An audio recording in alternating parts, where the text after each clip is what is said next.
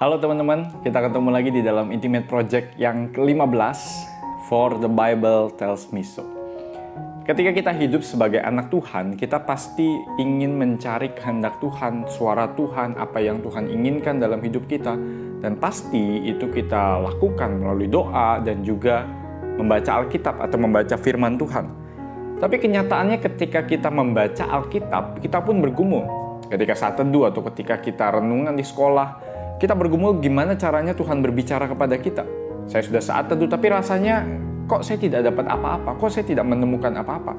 Rasanya begitu kering dan kita bingung bagaimana saya harus membaca Alkitab. Teman-teman, masalahnya adalah kita seringkali membaca Alkitab dengan cara yang kurang tepat. Kita membaca Alkitab tidak ada bedanya dengan kita baca buku pelajaran atau kita baca koran atau berita. Sehingga kita baca Alkitab tujuannya hanyalah untuk tahu, oh pesan moralnya ini, oh faktanya ini, oh informasi-informasi ini. Sehingga Alkitab hanya berisi seakan-akan kisah atau cerita yang kita bisa ambil pesan moral atau hikmahnya. Seringkali Alkitab hanya soal itu. Akhirnya bagi kita yang penting adalah ketika kita satu dua, yang penting saya sudah baca, kira-kira saya ngerti artinya, kira-kira saya ngerti isinya soal apa. Selesai. Apalagi ketika kita sudah terbiasa, misalnya diwajibkan di sekolah buat renungan, di gereja, kita dengerin renungan setiap hari dari sekolah, khotbah, saat teduh, kita sudah sangat terbiasa membaca Alkitab.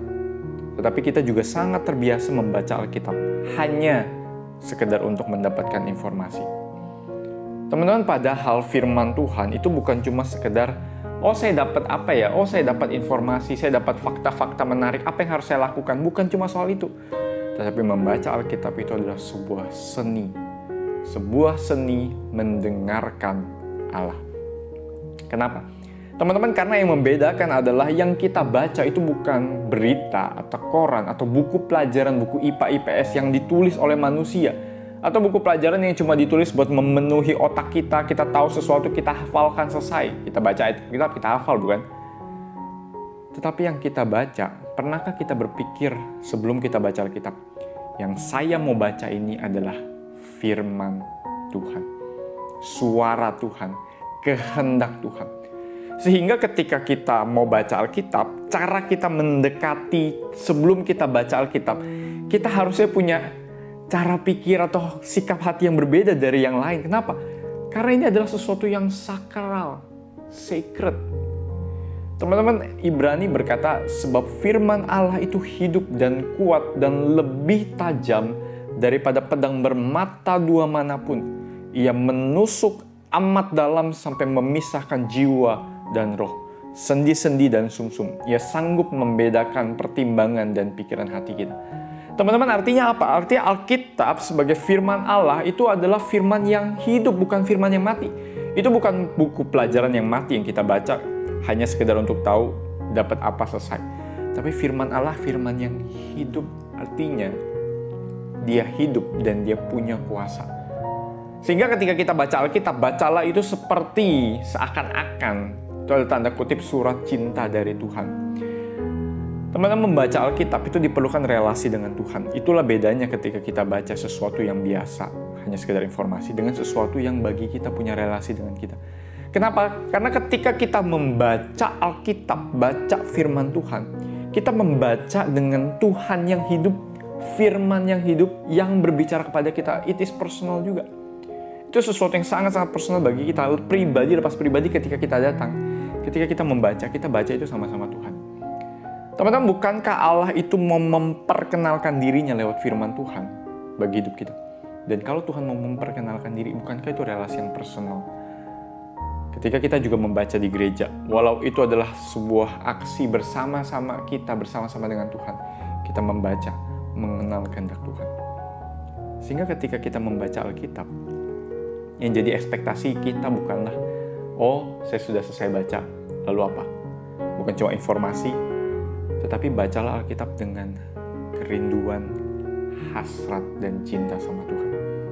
Teman-teman, bayangin kita udah lama nggak dengar kabar, atau nggak lama dengar suara orang yang kita kasihi. Mungkin itu orang tua kita, pacar kita, dan kita sangat-sangat rindu mendengarkan suaranya. Sudah lama sekali saya nggak bertemu, sudah lama sekali saya nggak mendengar suaranya. Bukankah kalau kita begitu, kita akan mendengarkan bukan hanya dengan otak, tapi kita mendengarkan dengan hati. Karena apa? Karena kita mengasihi orang itu, dan kita mau dengar apa kata orang itu. Bukankah ketika kita membaca Alkitab, kita harus berkata, Tuhan, aku mengasihi Engkau. Aku datang kepada Tuhan yang aku cintai, dan sekarang aku mau mendengarkan suara-Mu, berbicaralah. Artinya ketika kita baca Alkitab, kita bukan yang menyetir Tuhan. Tuhan maunya apa dalam hidup kita, kita yang setir Tuhan seenaknya kita baca hanya demi mendapatkan apa yang kita mau. Oh, yang penting saya lepas dari rasa bersalah, saya udah baca. No, firman Tuhan adalah firman yang hidup, sehingga apa? Biarkan firman Tuhan itu yang berbicara kepada kita. Teman-teman, arti dari firman Tuhan adalah bukan hanya kita yang membaca Alkitab, tapi biarkan firman Tuhan membaca kita. Artinya biarkan firman Tuhan itu menjadi suara Tuhan yang berbicara kepada kita. Apa yang harus saya lakukan? Bagaimana saya harus hidup? Bagaimana relasi saya dengan Tuhan? Biarkan Alkitab itu sendiri yang berbicara kepada kita. Teman-teman, buat kita yang berjuang baca firman, mungkin ini menjadi sebuah pergumulan. Saya pun bergumul, teman-teman pun mungkin bergumul. Tapi yang pertama-tama, bacalah dengan kerinduan. Buat teman-teman yang berjuang, selalu ambil waktu pertama-tama untuk tenang. Sebelum kita baca firman dimanapun kita berada, coba tenang, jujur sama diri sendiri apa yang kita rasakan. Dan ketika kita baca Alkitab, bacalah pelan-pelan. Jangan terburu-buru hanya seakan-akan kita dikejar-kejar oleh waktu. Teman-teman, kalau Tuhan aja nggak terburu-buru dalam hidup kita, apa yang membuat kita terburu-buru baca firman Tuhan? Mengenal Tuhan itu sebuah proses. Dan Tuhan mau kita mengalami proses yang indah itu bersama-sama dengan bergumul bersama-sama. Baca pelan-pelan, resapi pelan-pelan maknanya. Rundingkan mungkin bersama-sama dengan teman rohani kita atau pembimbing kita. Kalau kita merindukan Tuhan, kita pasti akan memberikan waktu buat Tuhan ngomong. Dan kalaupun kita mungkin tidak merasakan apapun pada hari itu, mungkin kita sedang dalam kondisi yang tidak enak. Mungkin bahkan Tuhan bisa jadi sedang diam kepada kita. Itu gimana?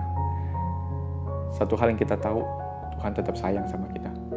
Tuhan tetap mengasihi kita. Dan ketika Tuhan berbicara lewat Alkitab, itu adalah bukti cinta kasih Tuhan. Sehingga bacalah Alkitabmu yang mungkin sudah tidak lama kau baca.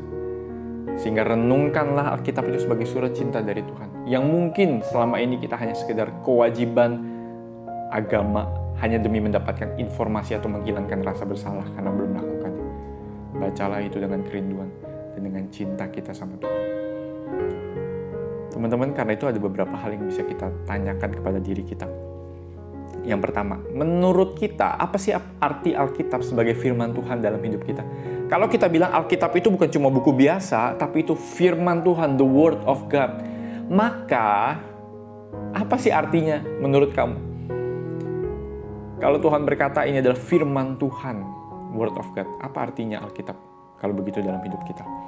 Yang kedua, apakah ada ayat-ayat tertentu yang dulu pernah kita baca atau baru-baru ini kita baca yang masih bergema berbicara kepada kita ayat firman Tuhan, pengalaman tertentu ketika kita baca Alkitab yang masih berkesan buat kita dan kita ingat sampai sekarang?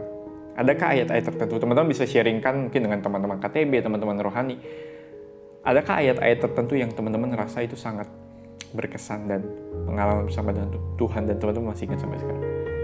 Terakhir, kalau kita minggu lalu belajar soal journaling, mari kita buat sebuah proyek 7 hari ke depan. Selama 1 minggu ini sampai minggu depan, kita coba baca buat proyek untuk membaca Alkitab setiap hari. Buat teman-teman yang mungkin belum, kalau teman-teman yang sudah bagus, buat sebuah proyek dan dicatat di dalam jurnal kita. Apa yang kita dapatkan, bukan cuma sekedar informasi, tapi bagaimana Tuhan berbicara kepada kita. Buat sebuah proyek 7 hari kita menggumulkan firman Tuhan bareng-bareng. Mungkin hanya 1 ayat, 1 hari, 1 ayat yang kita bawa di sepanjang kehidupan kita. Itu boleh. Dan coba renungkan bersama-sama dan temukan keindahan Tuhan berbicara kepada kita. Dan di minggu depan kita akan belajar bersama-sama satu praktik rohani membaca Alkitab. Lectio Divina. Yang membantu kita membaca Alkitab dengan cara spiritual. Teman-teman tetap dekat dengan Tuhan dalam masa-masa seperti ini, tetap mengasihi Tuhan, dan mari kita berjuang bersama-sama. Jangan lupa untuk saat teduh dari deskripsi caption video yang ada, dan Tuhan memberkati kita terus. God bless you all.